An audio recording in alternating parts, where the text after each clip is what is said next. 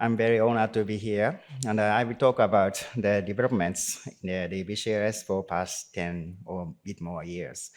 So my slide is available on the Bitly on the right top or the QR code there. I haven't checked, so but I hope it will navigate you to this, right? Okay, so we are working at the Database Center for Life Science, DBCLS in short. And it's a Japanese national institute established in 2007. And the mission is to accelerate the integrated use of the life science databases. And we put a lot of effort for standardization and interoperability of the databases. And we are, as described, organizing annual biohackathons for 14 times so far.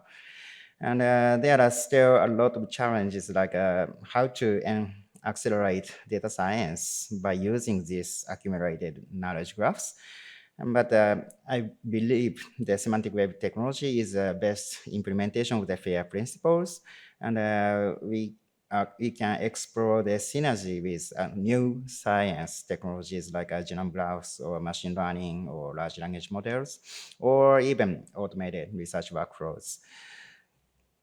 And in DBCLS, we have been developing a lot of technologies listed here. I'm not going into details this time, but you can look at my slides and click on the links on the slide, then you will find where to start explore. And those are technologies we have been developing, and those are services we developed based on that technology. So on the right side, you will see how we manage data sources into RDF and how to load those data in SPARQL endpoint, and what kind of middleware we have been developing to make it available for REST API or GraphQL APIs and the web components and applications development. So I will describe some of those in this opportunity. So, but before going to that, I believe integration with the data is crucial for understanding the secrets of life. So this is a snippet from the review article written by Daniel Mackerson, who is a author, developer of the Nomad, very famous variant database. And he's saying like, over the next decade, the primary challenge in human genetics will be to understand the biological mechanisms. So far we have been doing GWAS studies. So these variants are related to this disease, but most of the cases, the biological mechanisms, molecular mechanisms are not so much studied yet. So by taking every data shown here from disease to chemical compounds, drugs, and genes, and variant and structures, we can finally understand what is going on in our body or in the cell to understand what is the real effect of the variant to your phenotype or disease. So I sequenced my own genome in 2003 to 1.5 years ago out of my pocket money. And I'm looking at my variant. It is an Asian variant, so my earwax type is dry. But other than that, what kind of interpretation can be made on my genome is still questionable. So of course you can consult CleanBar or some databases, but again, the mechanisms, what is the real cause of that phenotype change cannot be easily answered. And there are many different types of the variant effects that can make protein abnormal or that can suppress gene expressions, or so each variant has their own story in the context of in the cell. So to understand those things, we still need to consult a lot of databases, starting from variant database and the clinical annotation database and the protein database and the structure database and more. But so where to look at is still very hard to find. And also, you need to get familiar with those complex data structures and the terminologies used in those databases. But still, if we can integrate all those information and we can develop new representation that can be much easier to understand, then it will be great. So what we started to connect identifiers in the existing databases. So there are currently we are supporting more than 100 databases, and there are 5.4 billion identifier pairs. So you can start with any variant or any gene to traverse into other layers of the multiomics, like genes, organisms, literature, proteins, variants, diseases, and each database is annotated. So what is the relation between those two databases? And a uniprot is like looks like a great hub of the information, as you know. And so the application itself is very easy to use, and I hope you enjoy. So you can put identifiers here, taken from gene set analysis or anything else. And you will be suggested those databases are using this type of identifier, and you can select one. Then you will be navigated to other related databases. And if you choose another one, then you will be suggested several other databases connected to this database. And finally, in this case, I took Lexec RNA and connected to PubMed and what kind of bioprojects are there. And you will see those annotations. So if you are satisfied with those identifier conversions, then you can download the data, or you can get API to replicate this identifier conversion in automated way. And so the reason why we still have ID conversion is there are a lot of bioinformatics services on the web, but still not every identifiers are accepted in those services. So you may need to exchange your NCBI gene ID into Ensemble one. And you might be interested in variants, which gene encodes these variants, and genes to transcripts, and multiple transcripts to proteins. So you can traverse all those. And this interface navigates you to accomplish that work. And Togo ID provides this advanced interface, and we are also providing equivalent APIs, so you can automate all the steps. And we are updating the data every week, so you will see the newest identifier, which is newly recorded in the public databases. And we also annotated the relation between those datasets. So, and we are providing ontology for that.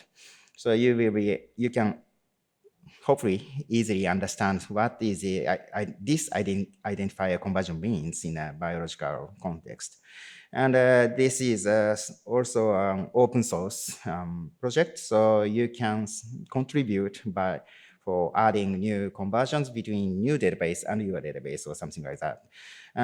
But this is just identifiers, and we cannot extract information from the converted database. So database content itself need to be standardized and for the integrated use.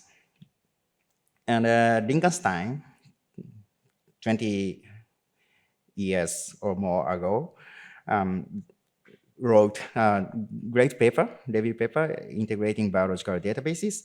And the concept we are still struggling with fair databases are already explored in this review. And finally, he says, like, despite my overall optimism, the integration of the biological data will remain a difficult problem, but only by a concerted effort of the part of the database providers and with the encouragement and support of the research community, it can be possible. And I still feel like history keeps repeating itself, but we are doing the same or similar thing in a fair RDF data.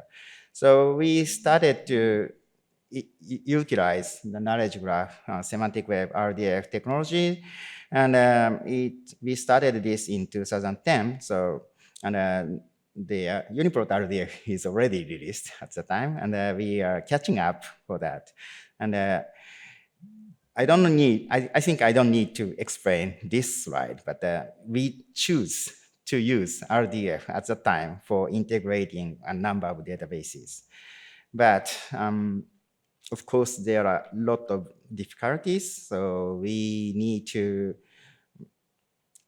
make agreements on the data models. There are not so many ontologies at the time, so we needed to develop our own. And what URI would be best fit for the globally unique identifiers, and what is the metrics, what kind of workflows we can use, and what is the reusable modules for those knowledge graphs. So there are nothing, to be honest. So we needed to create mostly everything as a full stack developer. And that is why, and we were newbie to the semantic web technology at that time. So we started by hackathon meeting since 2008. And we somehow agreed to use identifiers.URI as a primary citizen and use existing ontologies as much as possible. But data models are not so much agreed at the time or discussed at that time. Anyway, so in the ideal world, those identifiers are nicely connected, and you can also use RDF version of those data and extract biological information from that. So to make it possible, we started by hackathon meeting in 2008, and we suspended some years during the COVID, but we restarted in 2023. And interoperability of the bioinformatics tools, databases, and web services was the first objectives, and we shifted towards the integration of the bioinformatics databases by using knowledge graphs. And as you know, Eric Server hackathons also started following our hackathon in 2018, and by hackathon MENA was firstly organized in Saudi.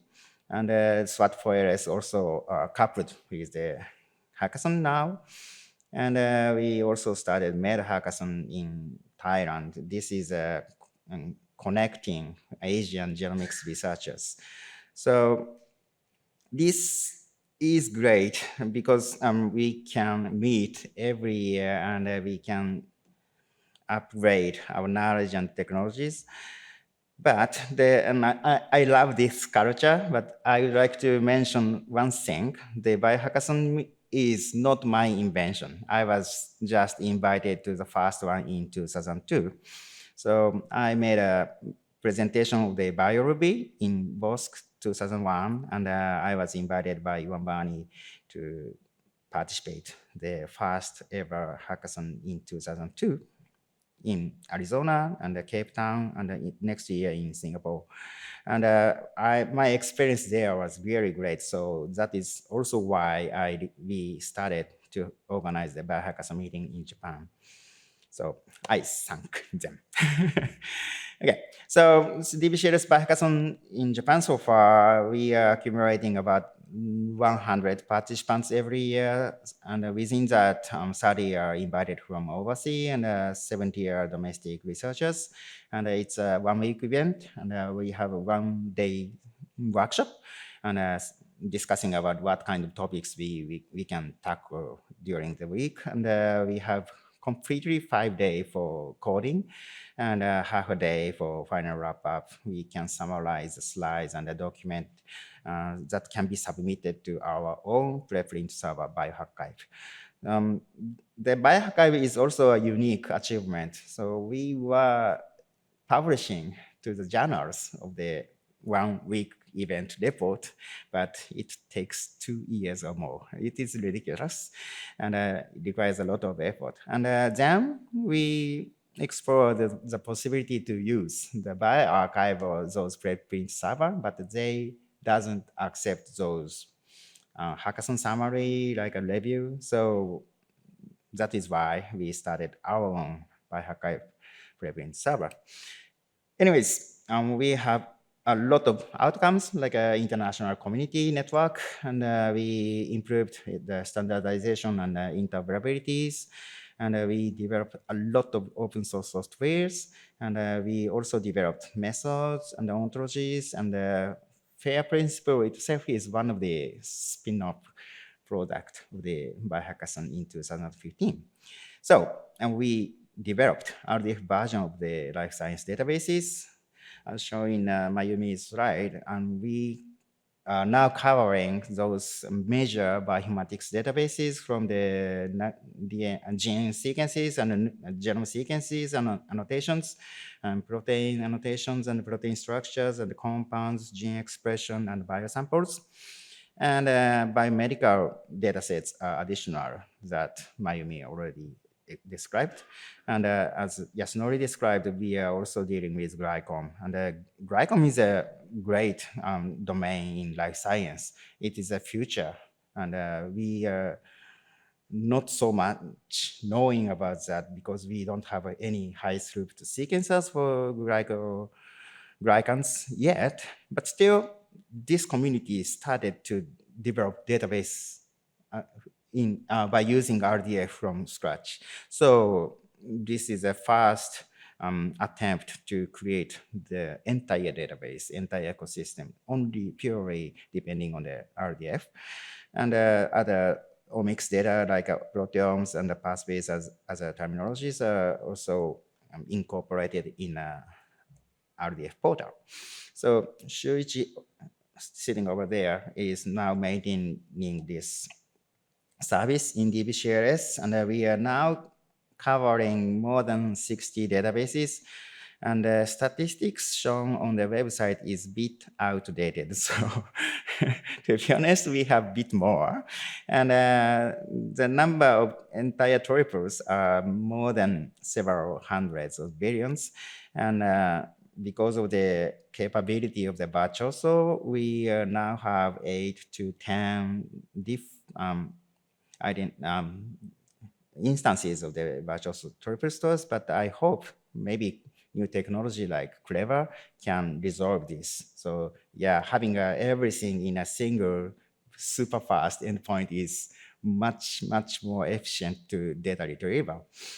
And the diversity of data is also an interesting point. So those data sets, as you seen in the previous slide, we are covering a wide range of the life science data sets.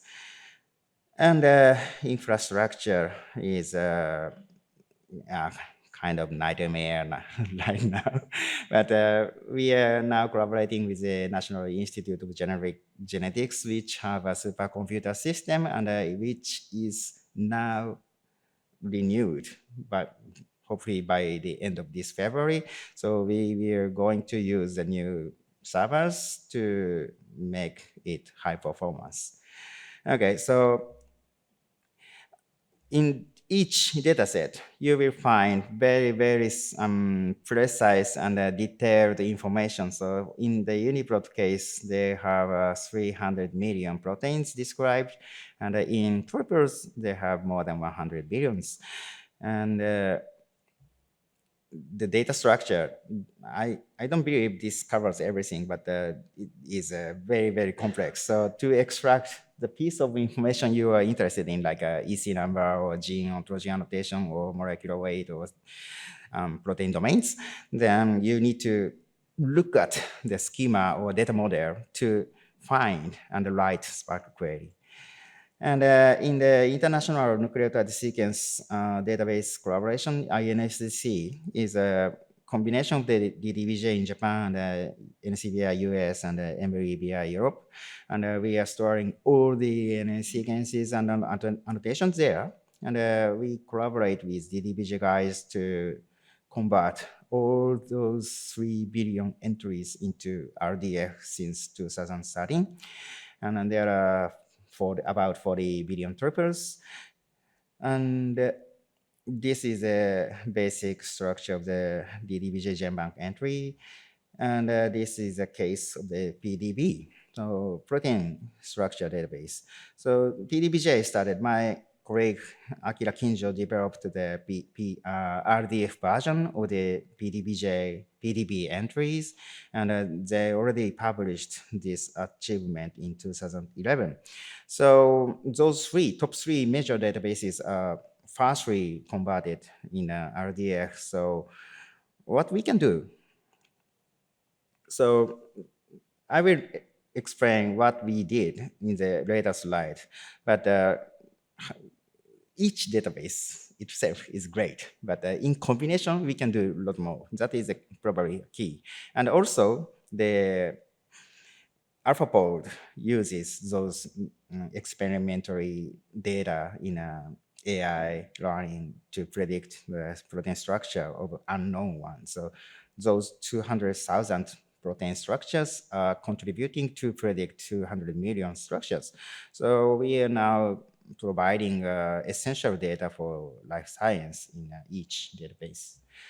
Okay, so this is a data structure of the RDF model in PDB, and I believe this is just 20-30% of the entire data model, and it holds 12 billion tuples for now.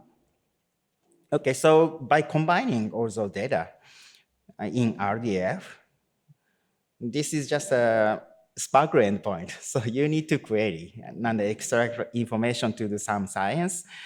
And we are maintaining those SPARQL endpoint, and we need to develop some middleware to make it more user-friendly. And probably end user wants to extract information easily and visualize and create new applications. So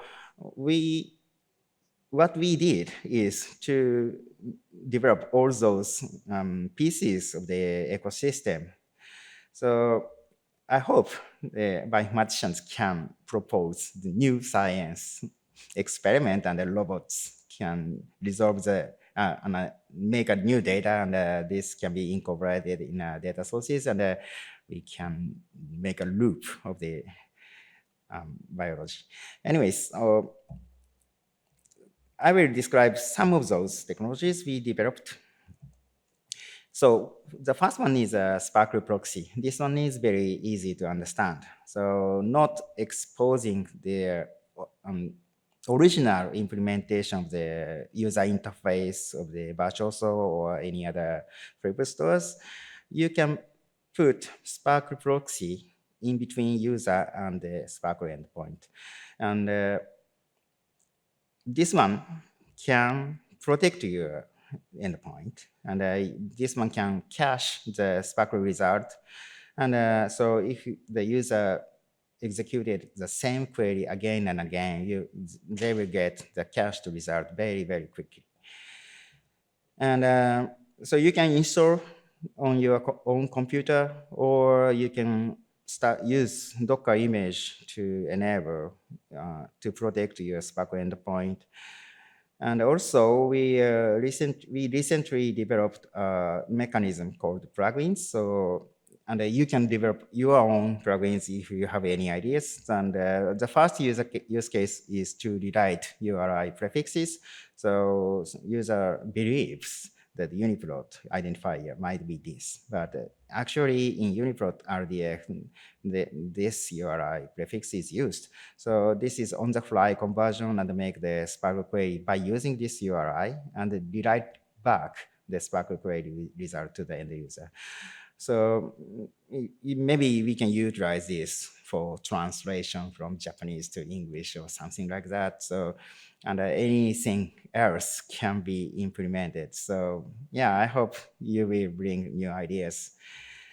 Okay, so in summary, SPARQL proxy ensures stable operation of your SPARQL endpoint, and it only allow read-only access and deny every SPARQL update operations, and returning cached result. And you can cache the result in memory or files or database, and manage a large volumes of the queries like a DOS attack.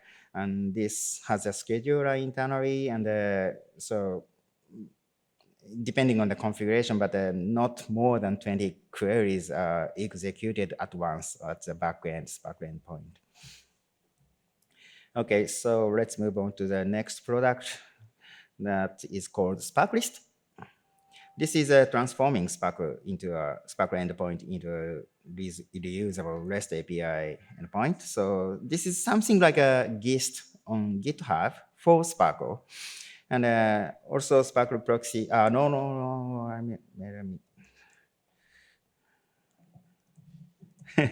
sorry. SPARQList can also be installed with npm, and or you can run on with Docker. And this takes REST API requests like this.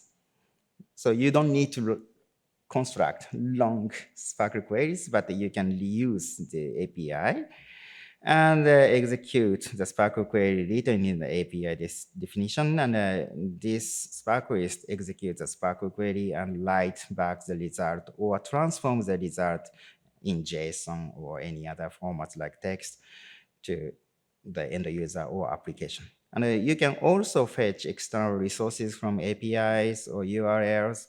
So this is very, very flexible framework to set up easy REST API. So this is a working example we are using for Togo Genome database. And here is a list of SPARQList APIs, and each can be edited here.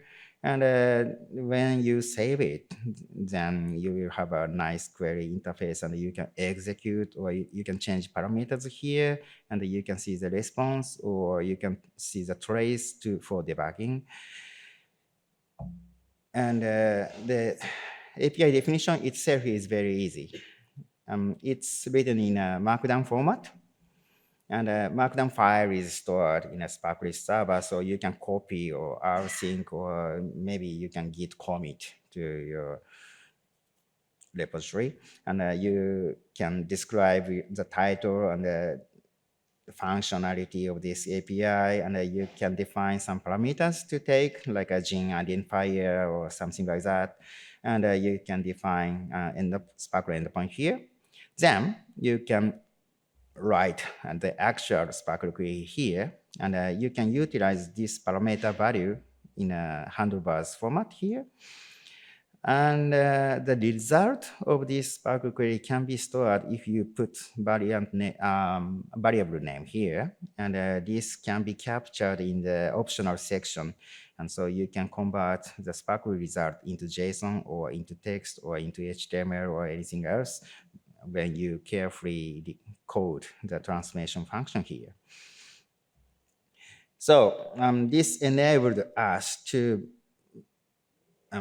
improve the maintainability of our ecosystem in our DBCLS services. So this can, I don't want to rewrite this complex SPARQL query again and again. So you can store there like a GIST, and you can execute there, and the application, you can develop application to utilize those APIs. And because this is a Markdown, you can write any documentations. And yeah, as I briefly described, the output can be customized by using JavaScript. And yeah, you can also fork or edit or delete this SPARQList easily on the web interface. Okay. And then another product we developed is a visualization component, which is called Togo Stanza Framework and Meta Stanza. So those are reusable visualization modules. And Togo Stanza itself is very, very generic framework. So when you create something new by using Togo Stanza Framework, then it will host it at GitHub IO, and the visualization component can be used in any website. And by using this, we also created, so to create Togo Stanza, you are required to have HTML and JavaScript as knowledge of those technologies, CSS. And Meta Stanza is a non-code solution for major use cases. So we have text, table, chart, tree, graph, data types, and we have some visualization showcase here. So those are reference implementation using this Togo Stanza framework. And you can supply data to be visualized through URL or SPARQL endpoint. And you can also customize the design of those visualization components by applying themes here or overriding CSS. Okay, so I will show you the developmental version of the visualization components like these, some burst and force directed graphs and heat maps and ontology browsers and a very complex table. You can sort and search and pagination and so on. And a basic chart like pie or scatter plot, line plot, bar chart, and those layered graph representation or global map or code diagram or tree map, which I like, and the just simple tree. So all those are available, and basically they have a same interface, so you can easily feed your data to utilize those. I can show you some quick demo on that. So firstly, you need to develop SPARQL query. So I asked ChatGPT to pick up top 5 highest mountain from a country. And this is a SPARQL, developed SPARQL. And here is a variable, country name. So this can be a parameter. So you can save this in a SPARQL list. And you can execute, then you will get the result. And to replicate this result, you can always call this API again and again, or you can change the country name to Spain or anything. And you can, yeah, those are, I think, already mentioned. So you can add some documentation to describe this API and content type negotiations. Okay, so by taking this API URL, you can use the meta stanza. So you can copy and paste the data URL here. And you can set data type to SPARQL results JSON.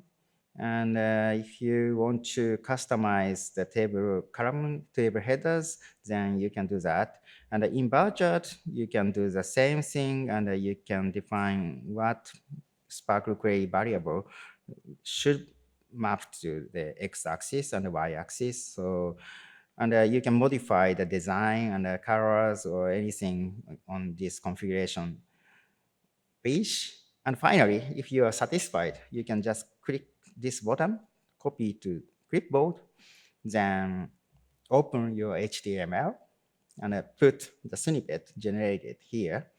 And you will see those are embedded in your application. So this is not nicely designed. I mean, I didn't make any changes to the default CSS, but still it looks good enough. And you can make it much more beautiful when you have a design ability. So by using those technologies, we developed some applications.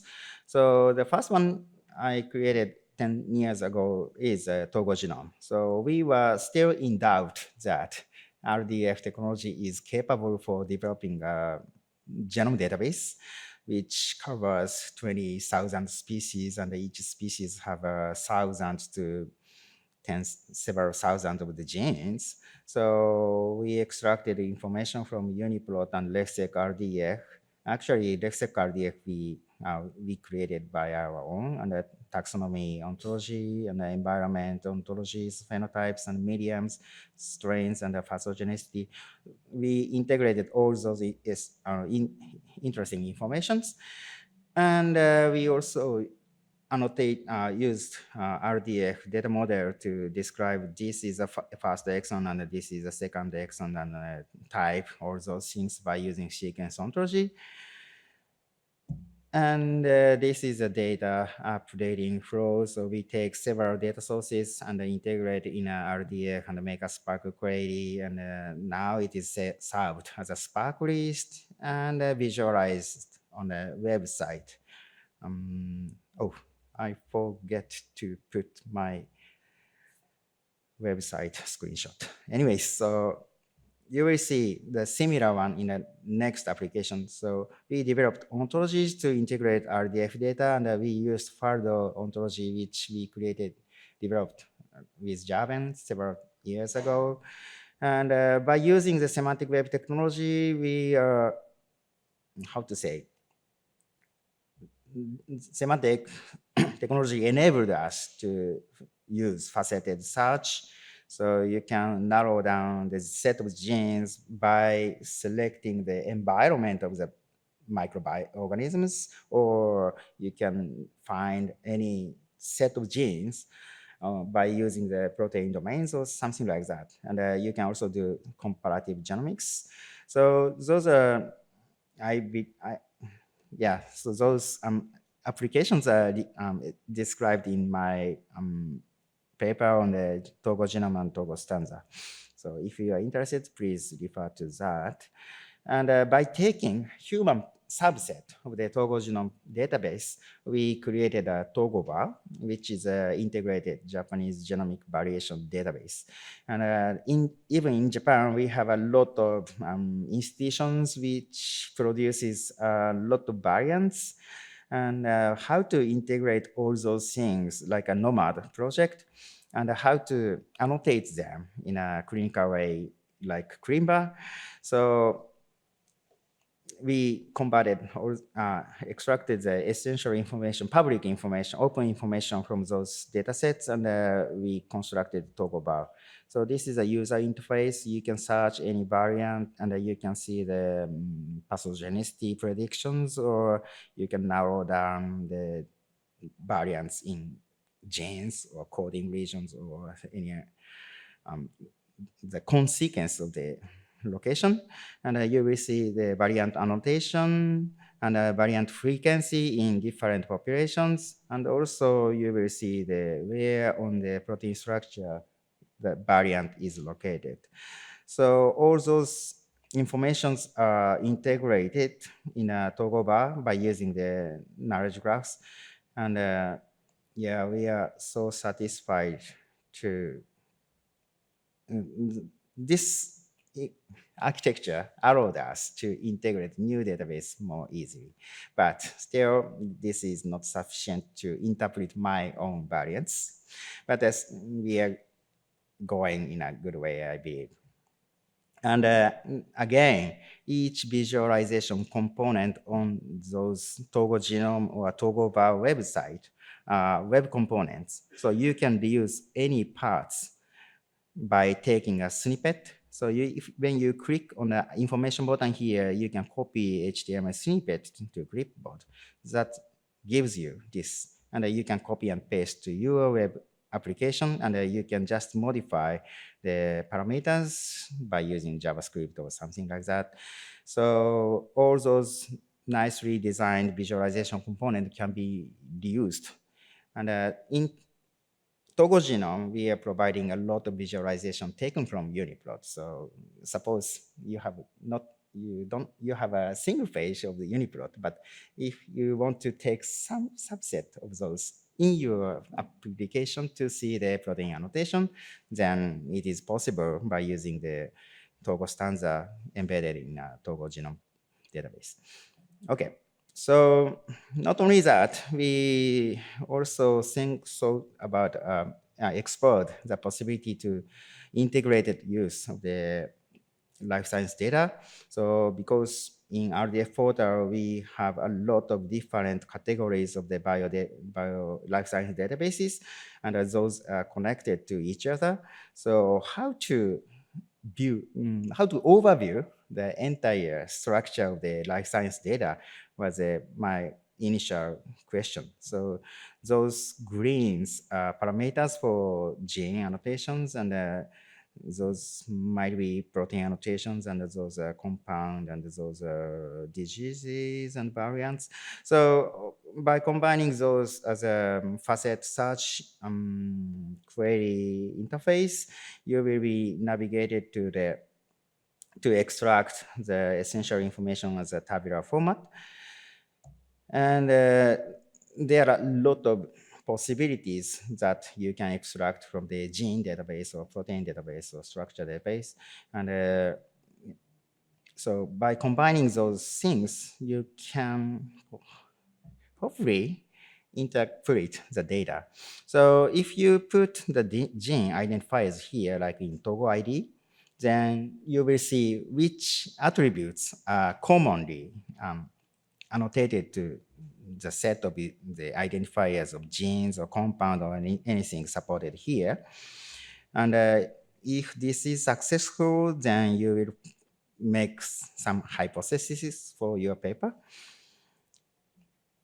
And you can also use TogoDX for the exploratory data analysis, EDA, which I like. So suppose you have a hypothesis in your mind, like genes expressed in lung or intestine, and which are localized on cell surface and having 3D structure in PDB, and to find candidate genes. That might lead you to find the candidate genes for drug targets of the COVID. So that will nicely gives you the answer, and successfully we had a S2 here, so it was okay. But still, and I'm getting old, so this interface is very not so friendly for my eyes nowadays. So as something like a hobby, I created one more application that is a data integration visual exploration project. And here is a camera that captures your move. And the 3D body organs which is also developed in DBCLS by Professor Okubo, is shown here. And you can pick any set of genes, like from the gene panel of some disease, and you will see in which organ those genes are expressed. And from what evolutionary history those genes are encoded in, from frog, or from dog, or from mammalians or primates. And you can also see the details of each genes and proteins information in the next screen. So I think it was well accepted in our exhibition in a conference in Japan last time. So how to visualize and how to expose your data in an integrated way is another future what we are seeking for right now.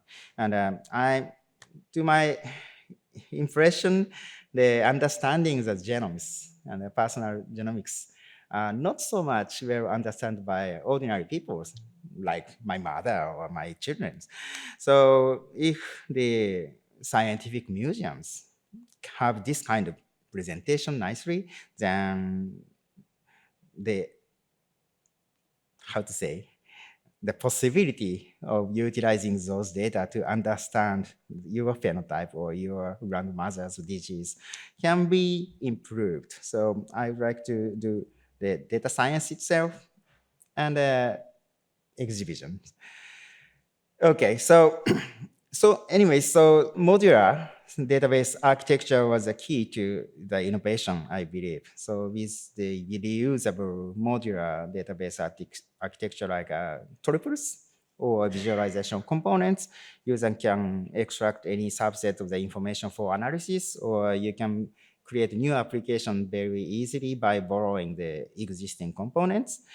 And RDF portal slices all the data into triples, and which also connects to other data sets by using ontologies and identifiers. And RDF portal can display schema diagrams and provide SPARQL endpoints. And as I described, each is protected by SPARQL proxy, and you don't always need to write long lines of SPARQL code, but you can just call SPARQList API to rerun the SPARQL query. And you can also use Togo stanza or meta stanza to visualize that. So this could not be achieved by the traditional monolithic database architecture like RDB and Ruby on Rails. Those are great, but still any components cannot be extracted to be reused. So, and also the usually RDBs are not accessible through internet, but through HTTP, everything can be accessible. So that is also a great bonus for us. However, writing SPARQL queries and drawing a schema diagram is still painful for us. So that is why I developed RDF config. So by using this tool, or you need to manually curate the data model, which is used in RDF datasets. But once you did that, this beautiful schema diagram can be automatically generated. And if you modify your data model, then you can just rewrite some lines of the YAML file to reproduce the new version of the schema diagram. Or you can also generate SPARQL query by pointing this subject and the value of this object and this one, or something like that, to generate SPARQL query. And after that, you can free to upgrade your SPARQL query to make use aggregation functionalities, of course, but this reduces a lot of development time for us. And basically, this can generate schema diagrams and SPARQL queries, and also generates checks and grass configuration file, and that makes SPARQL endpoint into. Sorry. And you can also convert CSV data into RDF or JSON-LD. Okay, so how to use that?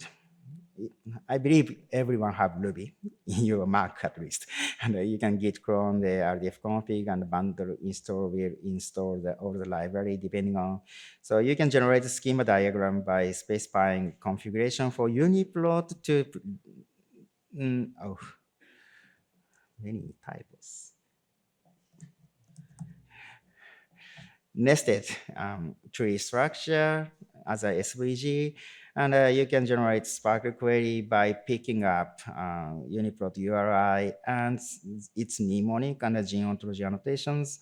And that generate this SPARQL query and successfully obtain the result. And you can also generate the checks. And if you're interested in validation of the data, then you can use it. And one idea I came up with development of the course of the development is to model the RDF data first. Then everything is already there, so you can utilize the schema diagrams or SPARQL generation. So if you have any data, then firstly you think about what kind of design of the RDF data model is the best suit for this data. And you can design the data model in YAML file in RDF config, and you will see the schema diagram to check it is relevant for your idea or not. And then you can edit the convert YAML to consume all those CSV data, and you can take the variable names, in this case A and B and C, but variable name A can be extracted from CSV A column, or something like that. So then you can run RDF config to generate turtle or JSON-LD lines or JSON-LD. And finally, you can store that in a SPARQL endpoint, or you can also utilize JSON ecosystem like OpenSearch or anything else, superset. Okay. And this tool was newly used in PubChem thanks to Evan, and I miss you in this conference. And they are now updating their PubChem RDF data model, and they already provided in a test site what the new RDF PubChem data sets looks like in SHACL and checks. And this one is a RDF config version, and by using the forked version of the RDF config, they also generated the schema diagram.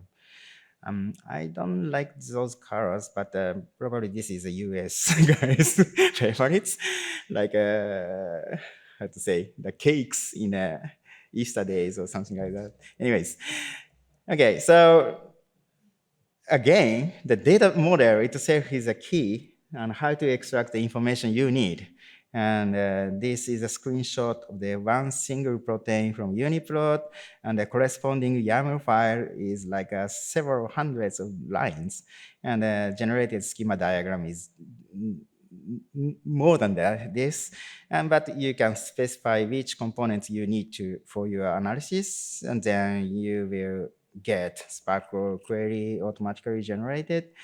So to pick which portion of the information is needed for your research is a key, and still expert knowledge is required for finding that. And in the future, maybe large language model will help you to choose which value is relevant for your question.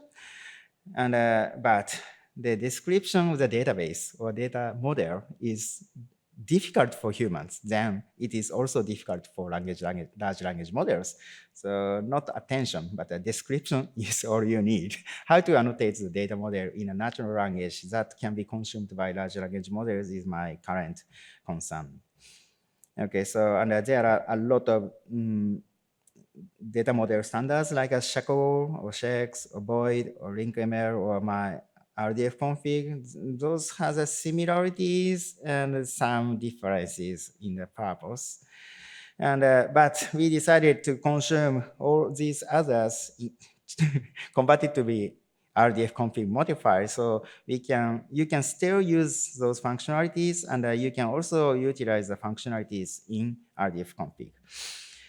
I hope you like it. But again, where to put the description of the data model itself is still a question. So maybe we need to develop a new standard for that, hopefully. And this is, I don't have enough time to describe this, but we also developed a middleware called GRASP that converts the GraphQL query into SPARQL and the SPARQL result into GraphQL result. So, and it is working. And you need to write some configuration, but it is automatically generated by RDF config. So it's okay, I believe. And next time, if you have any chance, then I would like to report what can be made much, much easier. But yeah,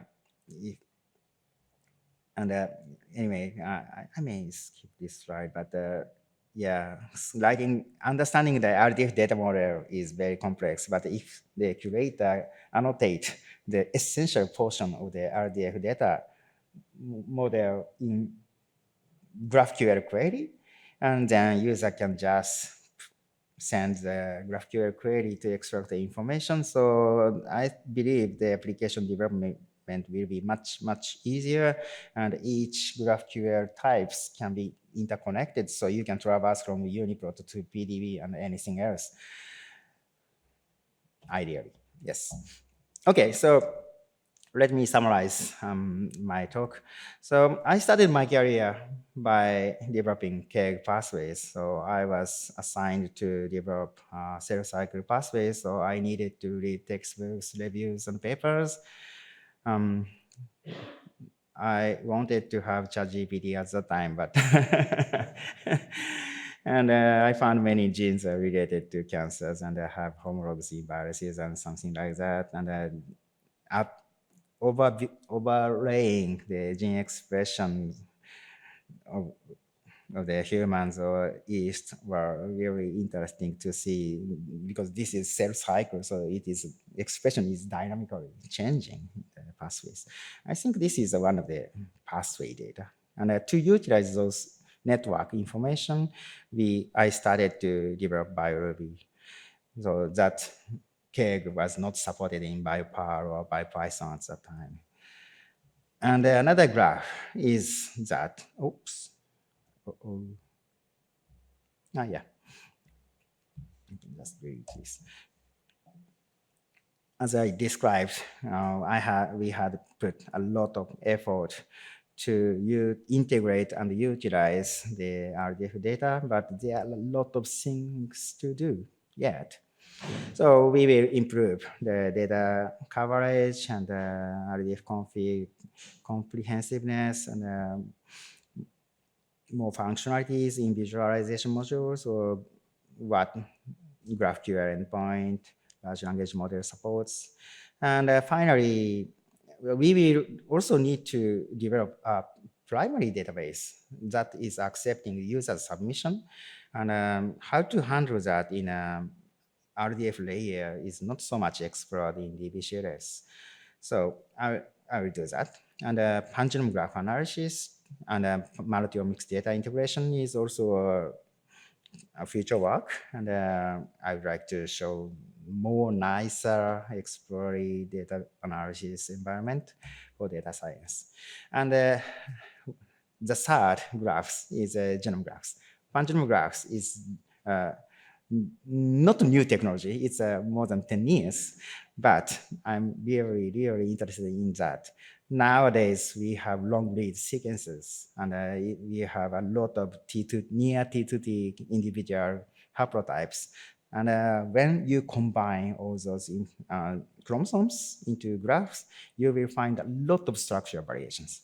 And as a database maintainer, we need to be prepared to accept the submission of the newly found structural variations. And what is the relationship between digits and structural variations or copy number variations here? And there are a lot of weird types of the structural variations. So what is the best way to represent the data gene structure or genome structure is also a questionable.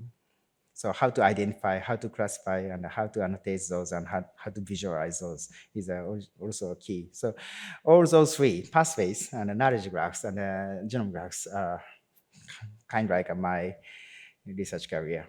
Okay, so finally, one more thing. So nothing is, as I described, fully done. Even for preparing these slides, I found a lot of glitches, so I need to fix that. And so we need more work and your collaboration. And to invite your collaboration, we will have another round of the hackathon meeting in Japan, but unfortunately, the dates are not yet confirmed. We have two candidates available for this year. One is in Fukui Prefecture around here, North Kyoto, and another one is in Mie. And we are asking which week you have vacancies. So please stay tuned, and you can join by HackJP Slack, or you can join our mailing list. So please see the byhackathon.org. Thank you for your attention.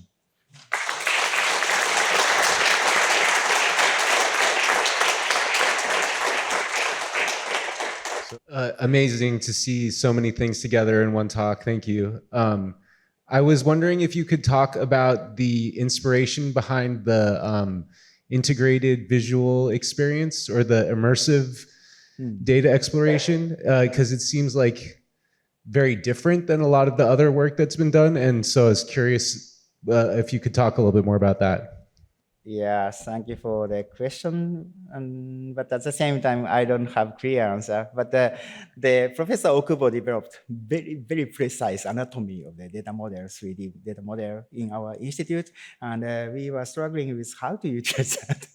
And visual impact is great. So we asked our collaborator designers to make some fancy application can you make? And that is the result, initial result. But we are still improving the presentation, and I really hope to put that presentation in every scientific museum in the world. Also, so thank you from my side for this amazing talk. There are a lot of questions, but I will focus on only one. Mm-hmm. So I'm wondering, regarding RDF config, yep. It's quite related from what I got from your explanations to LinkML or LinkML map at least. So are there ideas to make like joint developments, or what is the difference? That was not so clear. So can you explain why you developed next to a LinkML RDF config, and are there like joint collaborations or synergies evolving from that? Yep. Thank you for the great question. I think the manual creation step is something like difference, and the abstraction level is also different. So by looking at the LinkML website, there is a theoretical concept like protein or gene, and the minimum information can be stored there is defined, but others are open to public. So, and how to convert entire uniplot protein data model into LinkML is up to the users. And in our case, we had a need to develop hundreds of SPARQL query on the uniplot or PubChem or the data sets we have in our RDF portal. So we started like a grassroots development. So capture everything in RDF in the data model. And the LinkML defines the abstracted concepts, and those concepts are related to the others. And it's okay, and it is extensible, but someone needs to fill the gap between RDF data and the LinkML theoretical data model. That is my understanding. If this is wrong interpretation, then please correct me. And yes, and again, we are in collaboration. So Chris Mongol were also participated to the hackathon, and some other guys are also invited to the hackathon. So yeah, we are exploring the possibility to make it compatible to each other. And assign the friendly variable names in the RDF dataset is a key. So in RDB, you have a table name, like a car manufacturer, and in the columns, you have a number of employee or those described as a column names. But in SPARQL, you can assign any variable. So you can use X and Y and Z. So it is very hard to automatically generate it. So we need to call the same thing in the same name always. That is a probably small difference, but the key point of the RDF config concept. And again, we are now going to migrate those data models into RDF config. And this will provide the start of the configuration, and we need to manually curate to make it human readable, but I think this is the first step. And write back to other format is much easier, which doesn't require human curation. So, and yeah, as I described, at least RDF config can now convert the data model into checks. So I need to talk with LinkML guys a bit more to fully understand. But I hope all those data models can be compatible to each other. So we have an ex-LinkML guy here that wants to talk. So just to add to what Toshiaki explained, I mean, that was a great explanation, thank you. They are complementary in a way, RDF config and LinkML. So as Toshiaki said, I think RDF config is to document your models and to make it easy and more accessible and more user-friendly, of course. And not that LinkML is not user-friendly, but I think it's a way of defining your models, and there goes more into it and more details which may not be relevant for the typical user. And when you have a meta model that is there for defining concepts, classes, properties, and everything, it becomes a bit more challenging to represent something that is just what your data looks like, and where you don't have control over the model, but rather you just want to document what's there and then go from there. So that's where I think it depends on where it's being positioned. So if you don't have a framework to define your models or have different levels of expressivity for your models, because LinkML, you can define it in YAML and go to checks and shackles. And that's where the confusion is, because RDF config does the same thing, but for a different, at a different level of the user experience, if you will. So yeah, just wanted to clarify that. And yeah, as Toshiaki said, we will hopefully have more LinkML representations at these conferences and biohackathons. Yep. Thank you.